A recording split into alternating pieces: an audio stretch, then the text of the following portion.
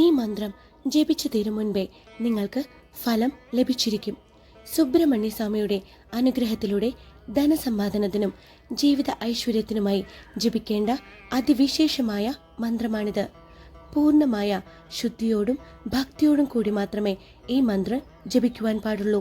എല്ലാ ദിവസവും ജപിക്കാമെങ്കിലും ചൊവ്വാഴ്ചയും ഷഷ്ടിയും ജപിക്കുന്നതാണ് കൂടുതൽ വിശേഷം. പുലർച്ചെ 4 മണിക്കും 6 മണിക്കും ഇടയിൽ ജപിക്കുന്നതാണ് ഉത്തമം.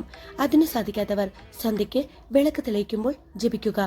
കിഴക്കോട്ടോ വടക്കോട്ടോ തിരിഞ്ഞ് 108 തവണ വേണം മന്ത്രം ജപിക്കുവാൻ. അതിന് സാധിക്കാത്തവർ 11 അല്ലെങ്കിൽ 21 തവണ മന്ത്രം ജപിക്കാവുന്നതാണ്. മന്ത്രം ഇതാണ്: ഓം ശ്രീ സുബ്രഹ്മണ്യായ നമ. ഓം ദണ്ഡായുധപാണിയേ നമ. ധനം ദേഹി, സൗഭാഗ്യം ദേഹി, സമൃദ്ധിം ദേഹി മേ പ്രഭോ.